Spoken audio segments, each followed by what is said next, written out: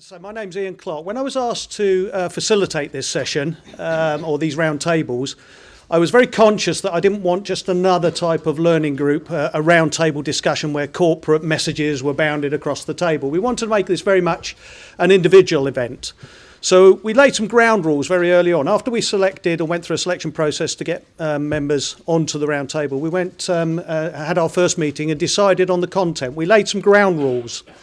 What we said is this was individuals. It was Chatham House rules. We wouldn't discuss any commercials from organisations, and we were very much like individual opinions and not the corporate message. We wanted to generate a real atmosphere where people would open up and discuss their fears, their concerns. They're all their sort of genuine feelings that they had towards this. We did have a cross-sector group. We have the private sector, the voluntary sector and the public sector all engaged. And it's proved to be one hell of a set of round tables. They've been robust debate. There's been really challenging concepts discussed. There's been quite passionate viewpoints put forward. But one thing that's come out of it is some fantastic learning and some fantastic sharings of experience. To the extent that we've decided as a group to carry on with the sessions. We've ended the pilot, and we're now going to self-generate these groups. We're going to a twice-yearly event where the group will select the topics to be discussed, and we will produce white papers out of it. So it's been a really good, beneficial environment to work in. What I've liked about it as well is the individuals have come along. They've sustained it. We've taken this on a suggestion of the Academy around the country. So we've had events in Wakefield, in Norwich, down in Dorset, all over. It's been fascinating. And the core group has actually continued to attend every event. And it's their own funding, their own commitment. It works out at around 36 man days of discussions when you take all the people who attended and the number of events we've had. So some phenomenal input and some really great discussions. The topics, as I said, were discussed at the very first session, and the group chose the topics for discussion. It wasn't laid on the table by the Academy, it was individually put in place. And what I'd like to do now is hand over to the team, and they were going to give you a very high-level overview. It's, you know, all these days and all these tables we can't do justice to really in a half an hour presentation and a little bit of a discussion which you're going to have, because we've got something planned for you to actually experience very shortly what we've been doing. So be prepared. We will want some active discussion. What I want to do is actually pass this over so they can give their headline viewpoints. A lot of you won't agree with the viewpoints, but that's the joy of having roundtable discussions. It's about challenging people, opening up discussion and actually having that dialogue. So without further ado, I'm going to hand over to Liz Watkins from Dorset Probation, who's going to present on partnerships, one of the topics. Good evening. I'm just going to give you some of the headlines from our discussions around partnership working. One of the first things that we discussed was, what is a partnership? The terminology can be very misleading. Can be anything from a prime subcontracting relationship to a very loose alliance of a number of partners who come to work together. And we recognise that it's very important for commissioners to have a clear understanding of what is the exact nature of the partnership when they are contracting with a partnership. We also recognise that successful partnership working often relies on good relationship management, and that relationship management can rest on a few key individuals. We all had experience of very successful projects running because the key people involved worked closely together. They could be innovative because they could work quickly on the ground and they would resolve issues quickly. Now, the risk for a commissioner is if those relationships are just based on one or two people. If we're talking about small providers, it can be one or two people in an organisation that have those relationships. That key individual leaves, and particularly if that at the same time as a policy change or a restructuring in that organisation, and your whole project can just go up in a puff of smoke. Now, commissioners can try to manage those risks by requiring providers to have contingency arrangements. But what we recognise is that for a lot of small providers, that can be very challenging when there are a few numbers in their organisation. In a competitive environment, the governance of partnerships and commercial relationships is becoming much more important. Commissioners can contract with consortia, have payment by results models, or require primes to manage supply chains. Some of the issues that we thought that were emerging which could have an impact on the type of partnership models which developed were issues such as more partners demanding exclusivity arrangements. Now, private contractors are quite used to such things, but those of us in the public or voluntary sector, less so. And that can be a particular challenge for small providers because they may need to keep their options open and not wish to be tied into one prime at a point of bidding because they can't be sure whether they're going to gain the business. In past times, they may have said, well, if you gain the business, then we will work with you. But that becomes more challenging when primes are looking for exclusivity. There's issues about intellectual property ownership. Who owns the property may lead to less sharing of ideas and potentially less innovation. If that ownership is in the public domain, does it have to be shared? So if you're a public sector organisation, do you have to share all the details of your property because it's paid for by the public purse? There was a concern about the erosion of ethical values as funding resources. Now, what was meant by that was that some small organisations, particularly, had a strong ethical base, worked with particular groups of offenders, might feel that in order to ensure their sustainability, when there are large contracts being let, they would have to partner maybe with organisations that they wouldn't previously have thought of partnering with.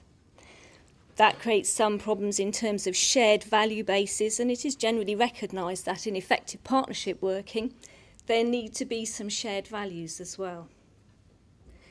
There was also concern from smaller providers that where they may have worked with hard-to-reach groups, if the payment mechanisms didn't provide sufficient funding for working with hard-to-reach groups where it's also maybe difficult to achieve the outcomes and therefore the payment, they could put themselves financially at risk if they continue to work with those groups. So that would mean they're maybe moving away from their original ethical base. There's also concern that if you have large, say, payment by results models, it might lead to the commoditisation of offenders, and they would be put into large segments. This would be challenging again for smaller providers, or those providers that want to work with discrete groups might provide local services which met diverse cultural need or in specific geographical areas. The payment by results model also might mean that there was a bit of cherry picking, an inclination or a push to work with the easier groups where it's easier to achieve the outcomes and therefore the payment, and therefore some maybe high-risk offenders, more hard-to-reach groups, less likely to receive the service.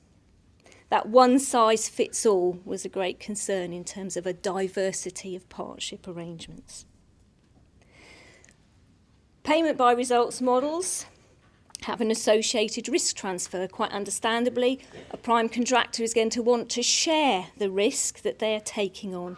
That can be both an operational and a financial risk. We're all used to that risk transfer in the contracts that we've all worked in, and that was the discussion around the table. This is nothing new to us. We've all worked in different contracting arrangements, especially around employment training, for example. However, there's a concern that those models may lead to more hard-nosed contracting arrangements, more the prime subcontracting arrangement, and less be based on what we would say were traditional partnership principles, some of which have led to innovative practice in the past. For primes, there is an issue about can they transfer the risk to small organisations who haven't got the infrastructure.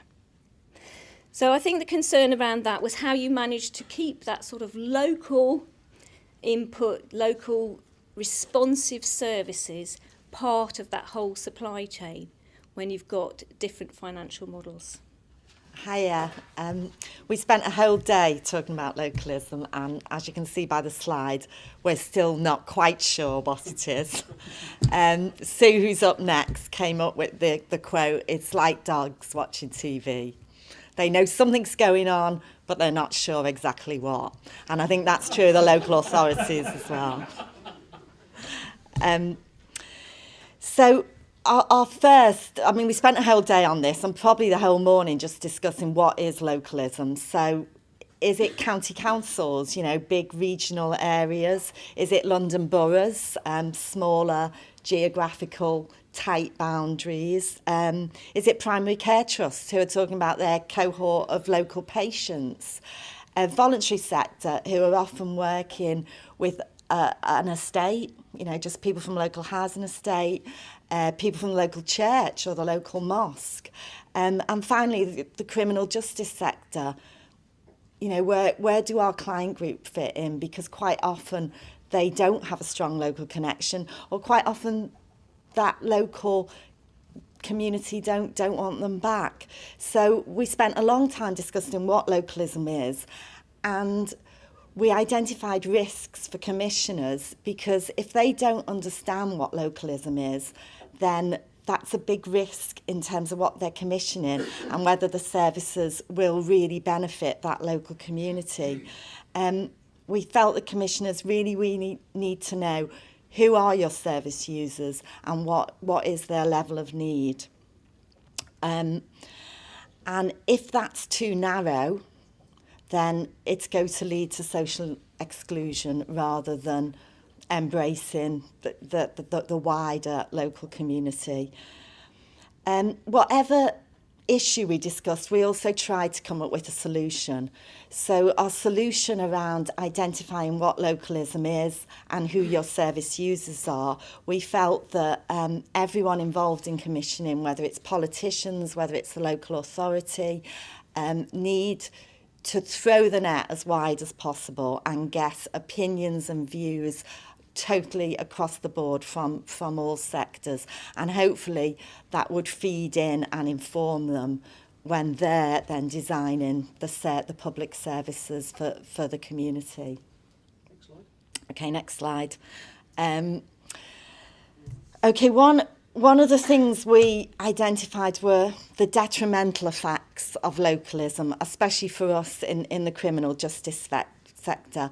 And the first thing we felt was the time that it takes to design and redesign services, and how we're left hanging, really. And especially in the voluntary sector, we can't afford to be left hanging. So you're constantly in a situation where, you know, are you making staff redundant? How can you plan for the future? How can you plan effective services when everything is kind of just hanging in the balance? So, you know, police and crime commissioners, we still don't really understand what impact they're going to have on local budgets.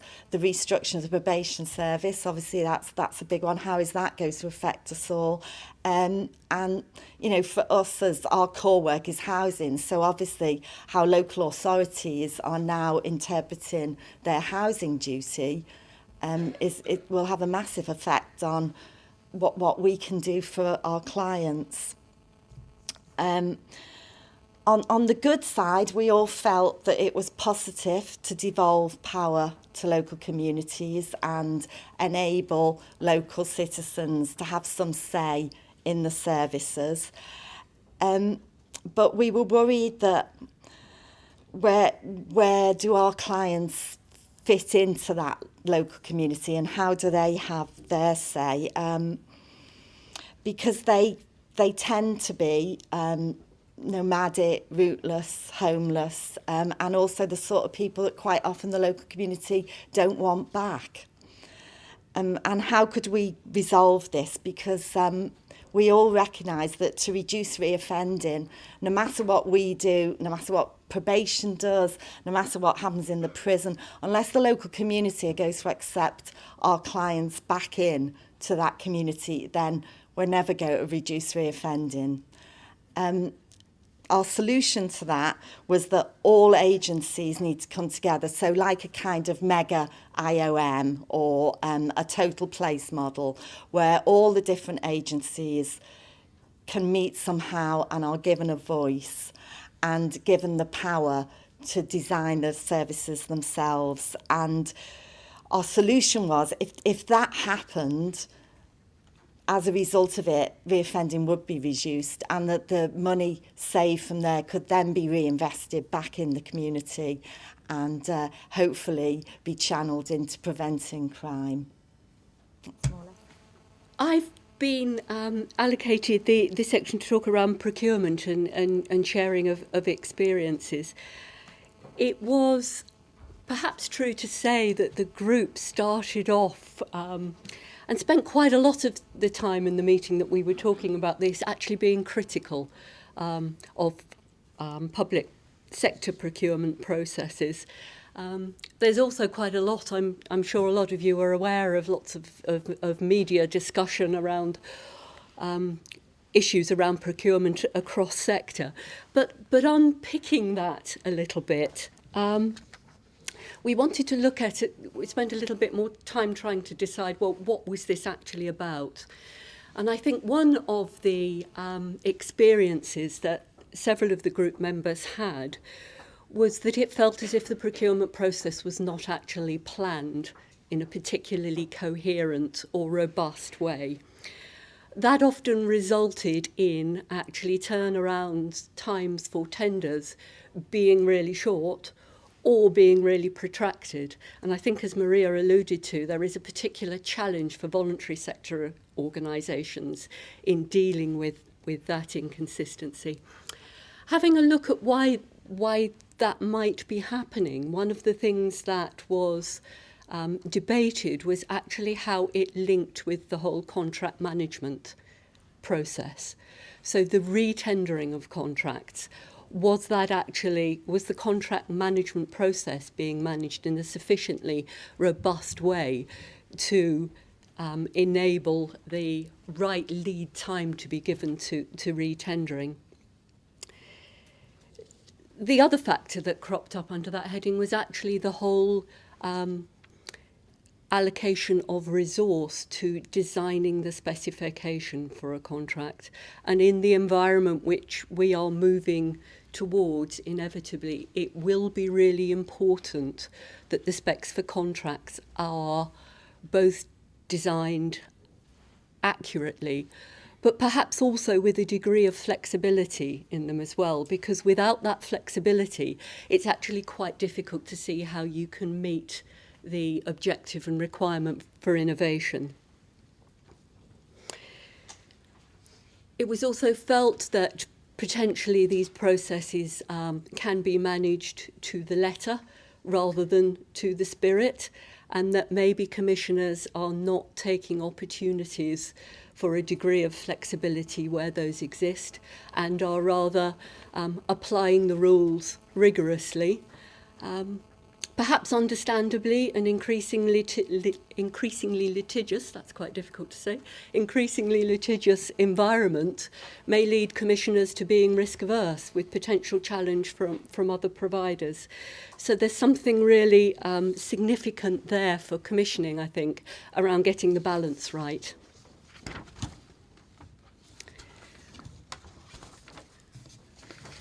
We then spent a little bit of time thinking about dialogue processes.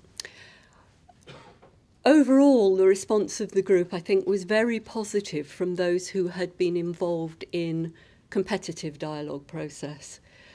They tended to be procurement exercises that were perhaps for larger contracts, and therefore was a much more appropriately managed process with clear expectations of both the commissioners and the potential providers from the very beginning.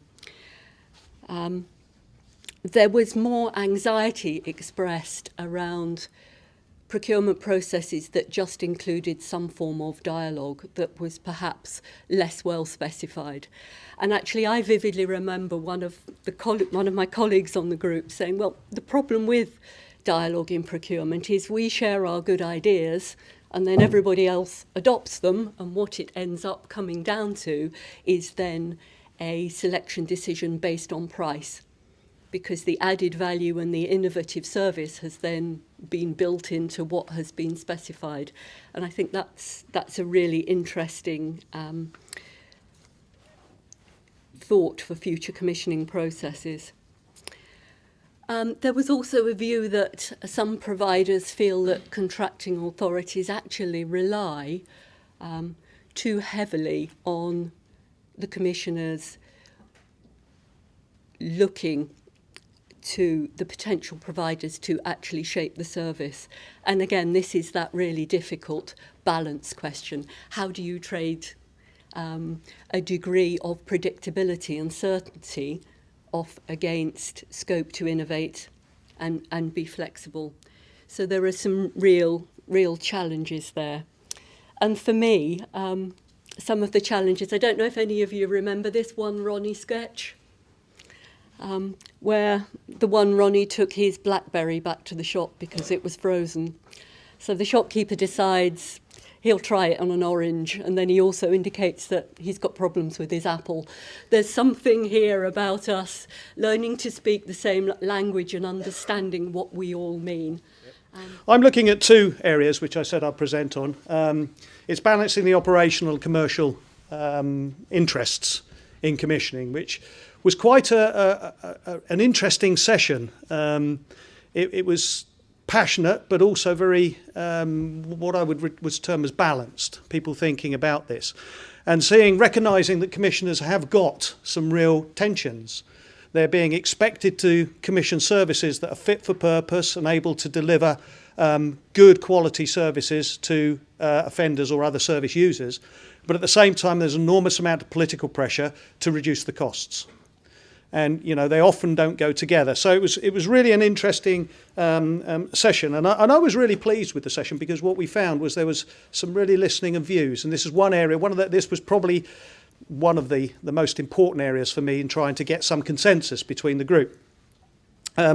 Obviously, they were talking about now you've got to look at evidence-based designs for services. No longer can you be prescriptive in sort of putting in place services that are generic. They're designed for 80% of the population of your offender population or your service user population, and the 20% get excluded.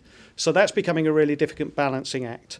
There was a lot of concern, and this is where we got quite controversial, in saying there seems to be a move towards balance sheet politics and ideology rather than service user need. And now I'm throwing that out there to show just how these discussions got into really quite depth and quite detailed, controversial areas. But that was an area that they were looking for. There was a concern for the voluntary sector, particularly around their traditional grant funding drying up. They were seeing pressures from the grant funding side of things drying up, and from the sort of traditional or the other publicly funded activities.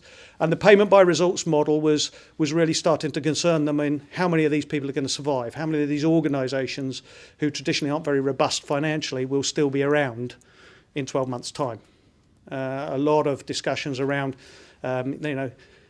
is there a need to keep these organisations going? Well, actually, commercially, you would say no. The commercial decision is it's free market, and you have to, live and be available to do that. If you can't survive, then away you go. But what you're losing is skills that, other people haven't got. And I think that's a really important issue, is it's not a free market economy in this type of environment. You do have issues if you lose key people, key suppliers, key partners, you have real problems in delivering services going forward.